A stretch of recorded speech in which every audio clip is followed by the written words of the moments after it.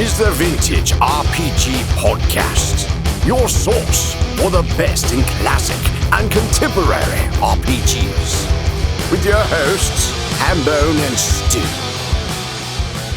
Welcome to the Vintage RPG Podcast, coming at you again from the clubhouse hidden somewhere in the swamps of New Jersey. I'm John Hambone McGuire. With me, as always, is the founder and publisher of Unwinnable. He says we're going to talk about the 23andMe of RPGs, Stu Horvath.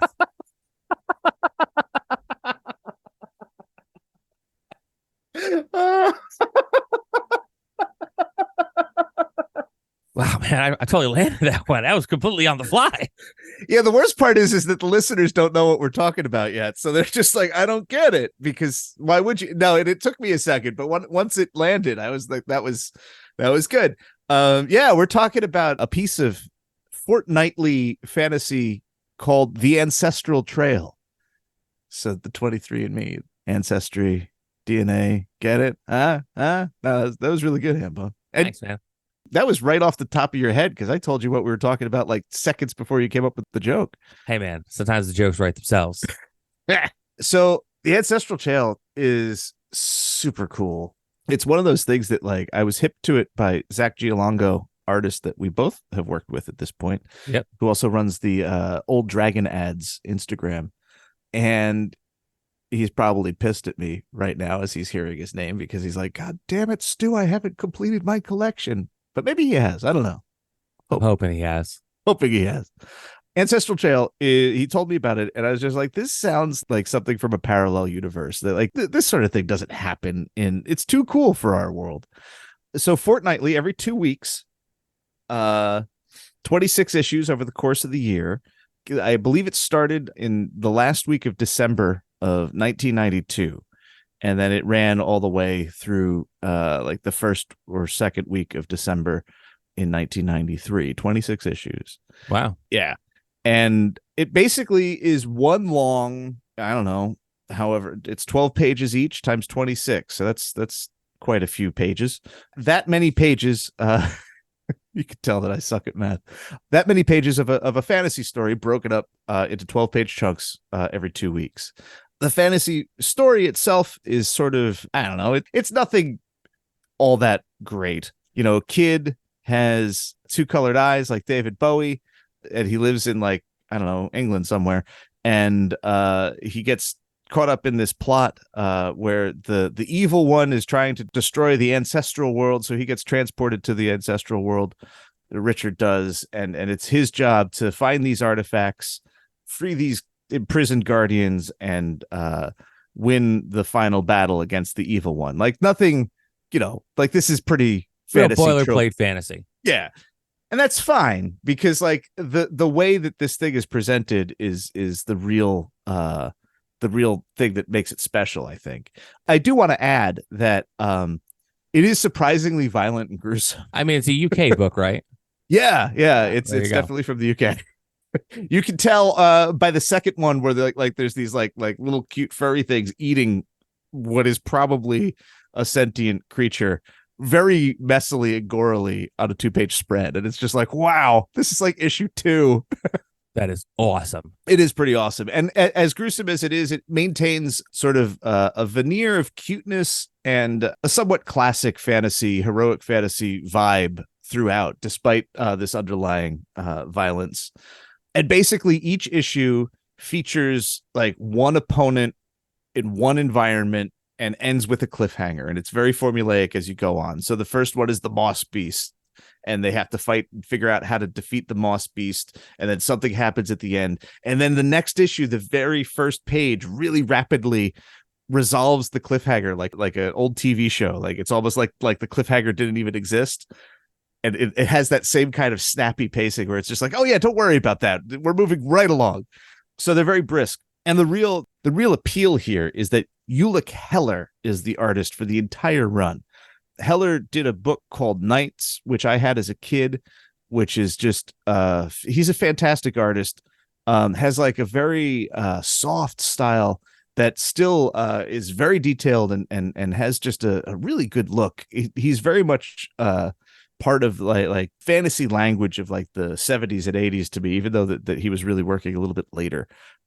He also worked on the Giants book, I think, which was, I think, 81, which was the companion to Gnomes and Fairies. And it's great. I have to say that is as great an artist as Heller is. The first half of the 26 is rendered with more detail and attention to composition and variety than the back half. You could tell that the production pace got hectic as it went on. There's one issue towards the end where like the one with the genie, and the genie is basically in 3 or 4 of the pictures, but his head and posing is basically the same. So you could tell that he's just like, I can't do a lot of variety. I got to crank it out and get it out. The artwork is still pretty great, but there is sort of a steady decline in just the robustness of the detail and variety. Does not really diminish my enjoyment of it at all. I only noticed because I recently shot these for weekend posts for next year, and I was just like, wow, these are like, some of them are, it was easy to pull 3 or 4 images, and some of them I had to just go with the cover because like that was basically the only image in the book. Yeah, so we're just talking about like variations on what he's doing with a similar pose. We're not talking about like the Liefeld Captain America with like huge boobs. No, I mean, it's still an awesome illustration. It's just that illustration sort of gets repeated throughout the issue, and you don't have as much like variety. Like in the first issue, that every page is different and it's a visual feast. Later on, many issues you feel like, oh well, that was one really cool picture in different variants throughout the issue. But the other cool thing about this, and I haven't really dug into this because I kind of want to save it for my kid, is that because of the fortnightly pace, the idea here was to kind of provide extra entertainment that would hold people over till the next issue, which was 2 weeks. So like you had a pretty big window. I don't think that would work at all in the modern world. They packed the back with additional stuff. So there's puzzles, there's things that you could find in the art. There's 2 little amphibious characters that follow Richard on his quest, and you could find them in the art in every issue. The Evil One's mask also appears in most issues. There's other repeating visual thematic things that you could find in most issues, and that's cool. I appreciate that as an adult reader. I like those. I've always liked those finding books. Oh yeah, I mean that is like growing up in the era that we did. Like, you know, looking back at it now as a collector, you know, from a collector standpoint, you're like, oh crap, you know, that one's all filled out and all the answers are really wrong. But like, you know, when you get it as a kid, you're like, oh man, this is totally sweet because like I read this book, now I have like a maze that I get to do. Yeah, it's awesome. And there's other stuff. There's like there's some cut ups. Basically, there's like a fold out back cover, and you have pieces of a map that gets assembled over time. There's letter pieces that provide a puzzle for defeating the evil one. Once you have all the pieces, you can arrange them to learn a clue about how to defeat the evil one. There's information on there's all these cards that you collect about the monsters that are featured. Not so much in the book. It's like mythological monsters that the monsters in the books are based on. And there's little puzzles that you could figure out like their weaknesses and stuff. It's all very well done. And there's lots of things to do. They tried to build as much value into the thing as possible without it ever actually becoming like a full on like role-playing game interactive piece of fiction. The fiction itself is very straightforward and linear. But man, like this, that's so cool. I love it. Like I love it being interactive on the level that it is. And I feel like this is a very British thing. I feel like Usborne had books that were very like puzzle books, like figure the mystery out. I had like the Curse of the Mummy or something. And it reminds me of this, the number of activities that was packed into a small number of pages.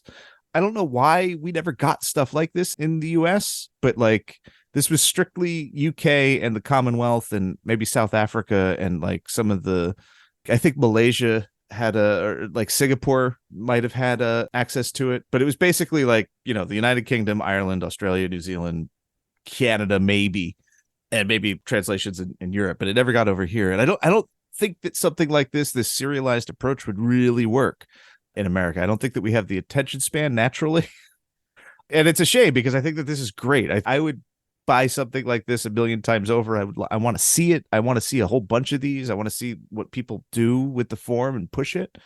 It was extremely popular in its initial 26 issue run, so much so that they commissioned a sequel before it was done. So the final issue, there's sort of like a bait and switch where you think that Richard's going to defeat the evil one, and then there's 26 more issues in the future, in like a computerized future with that has digital art, where Richard has a new quest to fight, and then at the end of that, he actually defeats the evil one. But I don't like the digital art. Yeah, I just Googled that. It's not bad, but it's definitely of the time. And I think that digital art in 1993 is it just doesn't work for me. And so for me, the Ancestral Trail ends at issue 26, but you can see the transition. There's in issue 26, the trade dress starts to change. It had like an old tattered scroll thing, and now that scroll sort of starts to fall away, revealing like a steel block with some neon lettering, which indicates that there's a leap to the future coming. See, as clever as I think that is, I remember when the digital cartoons started coming out. I think we talked about this in previous episodes, and like, you look at all the sweet art that we grew up with, and again, not trying to be like, old guy yells at clouds, but there's a certain degree of, like what good art is when you see it. Like you look at the old like Generation 1 Transformers and old, G.I. Joe cartoons and other cartoons of the time. You look at what was going on in anime, and like you can see like what high level artistry is and like how cool cartoons can look. And then you get Beast Wars. And then you get like whatever other like digitally animated bullshit there was coming out at the time, and you're like, and it just looks cheap. And I think it looks even like cheaper in print.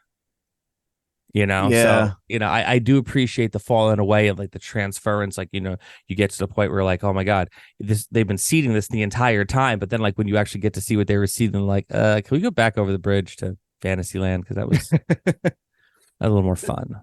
The thing is that it's fine. And Heller does contribute artwork in the second series, so he anchors it. But like, I don't know, the wrapping just doesn't look right to me. And I just, it's okay. It's not as good. It doesn't have as tactile a feel as the earlier series, where you can almost see the sort of the grain of the paper underneath Heller's art. I will say this to your point.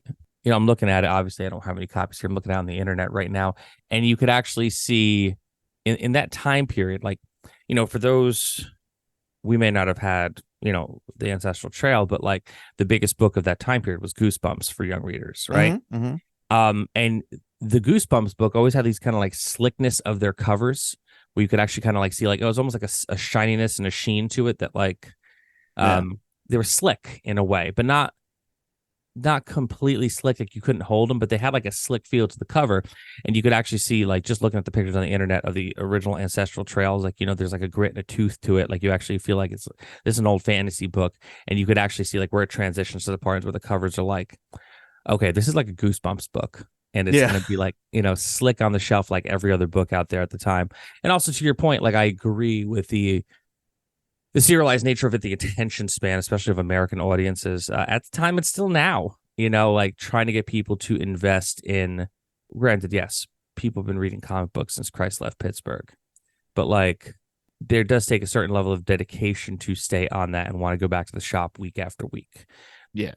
And you said Fortnite is how they came out. They came out every 2 weeks. Yeah. Yeah. So like it's similar in the rhythm of it. It's similar in the necessity of getting back to that shop to get, but like, that is a certain level of commitment versus say buying like, for better or worse, a Harry Potter book where it's like, well, I have this big story, 700 pages. I could just buy this book once, and then in a few years I go buy another book. Yeah. But like, without the serialized nature of it, I think it becomes somewhat less special. Right. Because there is that kind of energy that comes from like, well, what the hell's going to happen next?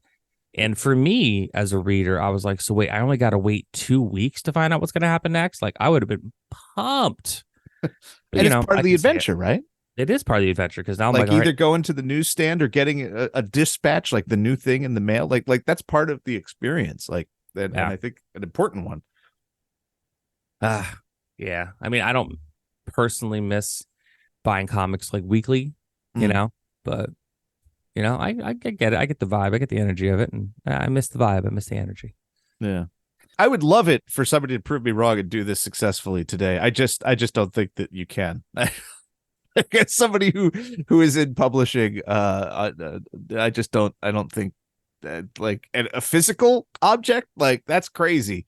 I ran a digital weekly, and that was too much, way too much, and that was 10 years ago. Like I can't imagine getting this into print fortnightly, especially with like shortages and stuff. That's mental. Like I don't know. Well, I mean, you'd have to have a massive lead-in time and a bunch of them in the can in order to be able to keep up with that schedule. Well, yeah, so you have to produce ahead of time, and then that increases your risk. Exactly. Like no way. I put out a zine. I need like a week's lead-in time to get it printed from Mixum, and then they're going to be like, all right, so you need to. I mean, they say a week. It's never a week, but you know what I mean. Like you need this amount of time, and then the book comes in. It takes up X amount of space in my very small apartment. I ship them out. And then that's that. But like whatever's left over, I have backstock. And I am a very, very baby independent publisher. I can't imagine like, well, we need to circulate these books all over like at least a third of the world. Like, you need warehouse. It just, and like you're like waiting to see if the first one's a hit, but you have to have the sixth one in the can and on a pallet in your warehouse. It's crazy. Like nowadays, I don't know if that actually works. Yeah, I don't think it's economically feasible at all. No. Cool, but not economically feasible. Yeah. But hey, race out once you hear this and go buy the back issues while you can, while they're inexpensive, because you know what happens when Stu uses his special mutant ability to talk about things on this program. And I don't want to say it's not a useless mutant ability, but like, all it does is inflate prices in the aftermarket. So the good news is that. So I hate these places, but there's a number of booksellers, and I put that in quotes and use the term loosely, that bought up a lot of like dead stock in the last 10 years and put it en masse onto like Abe Books and eBay. And most of it's very cheap because they bought it very cheap, and they suck. They're terrible. They don't grade properly. You can never be sure what kind of covers that you're getting, which is important for me as a collector when I'm looking for like the vintage, the first edition from the 70s. I want that cover. I don't want like the crappy 90s version. No, hell no. And there's like you email them and there's no way for them to know, and a lot of they're just very frustrating to deal with in my interactions, and their shipping is terrible. However, all of that aside, when looking for something like Ancestral Trail, they are your friend, because I got most of mine for like $1 or $2 an issue through them. And because like of their warehouse and distro system, they lie. They say that it's like shipping from Sea Caucus, and it does eventually ship through Sea Caucus, but they transport it from the UK, and you don't feel that shipping cost. So it's like Worldwide Books. They all have like Thrift Book Central. Like they all have these really generic names. So if you look for Ancestral Trail and you start skimming and you start seeing these weird generic names, click on them, browse their stock for Ancestral Trail, and then they should have like piles of them, like 22, 23 issues each, of like, each issue that you're looking for not a lot of money. Well, I mean, that sounds like a final thought to me. Stu, do you have anything else you'd like to add? No, I mean, just that Julek Heller is just like a fantastic artist that like I knew him as the Knights guy. And I was really pleased when I saw him in Giants, which predated Knights. But for the longest time, that was the only stuff I knew that he did. And then Zach told me about Ancestral Trail, and it wound up being Heller. And I was like, holy crap, this is like a gigantic body of work. And the problem with Giants and Knights is that there's not enough monsters. This is all monsters, and it's great on that level. Oh, I love it. My final thought is like give me more. I just can't find enough of this guy's work, and it drives me nuts because he's that good. If he was underutilized by the establishment, we should fix that if he's still around. Yeah, I mean, the surest way to get more work from the guy is to pay him. Right. So if you know a dude, let us know. Yeah. So this was another amazing episode of the Vintage RPG Podcast. Stu, where can people find you on the internet? They could find me on Instagram at Vintage RPG. got all next year, starting in like June, I think. I'm posting the covers and select interiors of the Ancestral Trail on the weekends instead of Dragon magazines. So, very cool. You can find me across the internet at John McGuire RPG. I'm on the Twitter, I'm on the Instagram, I'm on the Blue Sky, I'm on TikTok at 320 Action Games. Just posting right now about the Hotel Exorcist, my current Kickstarter. It's successfully funded, so thank you all so much.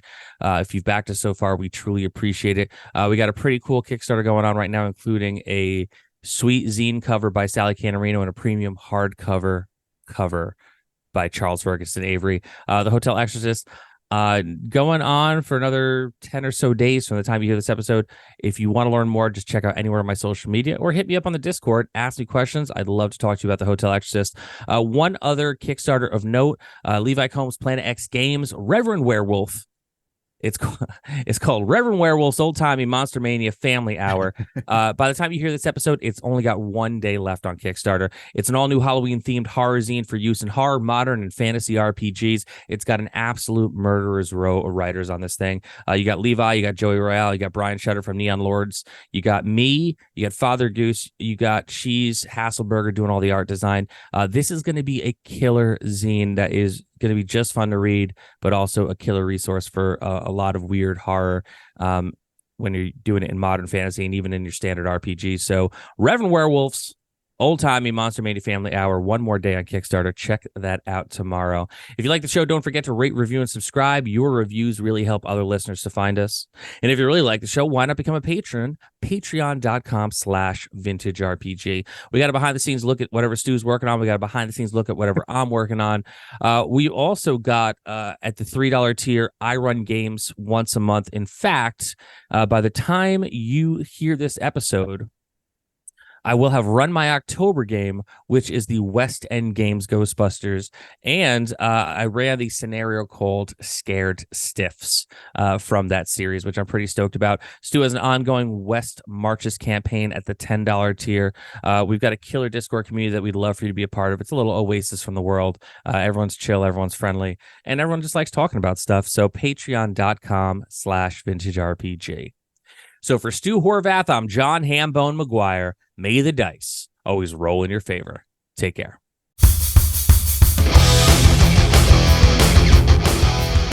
Thanks for listening. Don't forget to like, review, and subscribe to the podcast. Every review helps other listeners to find us. The Vintage RPG Podcast is a ham-fisted production. Music by Dego West. Art by Schaefer Brown. If you like the podcast, you should also consider becoming a patron at patreon.com.